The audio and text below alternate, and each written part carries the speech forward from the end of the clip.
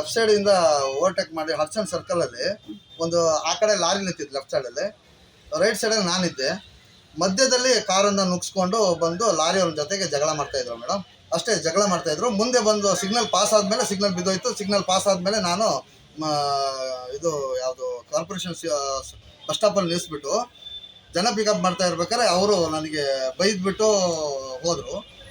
ನಾನು ಅದು ಯಾಕೆ ಬೈತೀರಾ, ಏನಾಗಿದೆ ಅಂತ ನಾನು ಬರೀ ಆ್ಯಕ್ಷನ್ ಮಾಡಿದ್ರು ಅಷ್ಟೇ. ಲೆಫ್ಟ್ ಸೈಡಿಂದ ಓವರ್ಟೇಕ್ ಮಾಡಿ ಹಡ್ಸನ್ ಸರ್ಕಲಲ್ಲಿ ಒಂದು ಆ ಕಡೆ ಲಾರಿ ನಿಂತಿದ್ದು ಲೆಫ್ಟ್ ಸೈಡಲ್ಲಿ, ರೈಟ್ ಸೈಡಲ್ಲಿ ನಾನಿದ್ದೆ. ಮಧ್ಯದಲ್ಲಿ ಕಾರನ್ನು ನುಗ್ಸ್ಕೊಂಡು ಬಂದು ಲಾರಿಯವ್ರ ಜೊತೆಗೆ ಜಗಳ ಮಾಡ್ತಾಯಿದ್ರು ಮೇಡಮ್.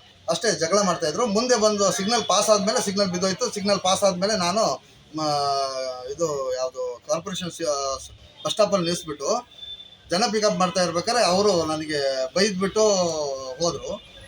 ನಾನು ಅದು ಯಾಕೆ ಬೈತೀರಾ, ಏನಾಗಿದೆ ಅಂತ ನಾನು ಬರೀ ಆ್ಯಕ್ಷನ್ ಮಾಡಿದ್ರು ಅಷ್ಟೇ. ಲೆಫ್ಟ್ ಸೈಡಿಂದ ಓವರ್ಟೇಕ್ ಮಾಡಿ ಹಡ್ಸನ್ ಸರ್ಕಲಲ್ಲಿ ಒಂದು ಆ ಕಡೆ ಲಾರಿ ನಿಂತಿದ್ದು ಲೆಫ್ಟ್ ಸೈಡಲ್ಲಿ, ರೈಟ್ ಸೈಡಲ್ಲಿ ನಾನಿದ್ದೆ. ಮಧ್ಯದಲ್ಲಿ ಕಾರನ್ನು ನುಗ್ಸ್ಕೊಂಡು ಬಂದು ಲಾರಿಯವ್ರ ಜೊತೆಗೆ ಜಗಳ ಮಾಡ್ತಾಯಿದ್ರು ಮೇಡಮ್. ಅಷ್ಟೇ ಜಗಳ ಮಾಡ್ತಾಯಿದ್ರು. ಮುಂದೆ ಬಂದು ಸಿಗ್ನಲ್ ಪಾಸ್ ಆದಮೇಲೆ ಸಿಗ್ನಲ್ ಬಿದ್ದೋಯ್ತು. ಸಿಗ್ನಲ್ ಪಾಸ್ ಆದಮೇಲೆ ನಾನು ಇದು ಯಾವುದು ಕಾರ್ಪೊರೇಷನ್ ಬಸ್ ಸ್ಟಾಪಲ್ಲಿ ನಿಲ್ಲಿಸ್ಬಿಟ್ಟು ಜನ ಪಿಕಪ್ ಮಾಡ್ತಾ ಇರ್ಬೇಕಾದ್ರೆ ಅವರು ನನಗೆ ಬೈದ್ಬಿಟ್ಟು ಹೋದರು. ನಾನು ಅದು ಯಾಕೆ ಬೈತೀರಾ, ಏನಾಗಿದೆ ಅಂತ ನಾನು ಬರೀ ಆ್ಯಕ್ಷನ್ ಮಾಡಿದ್ರು ಅಷ್ಟೇ.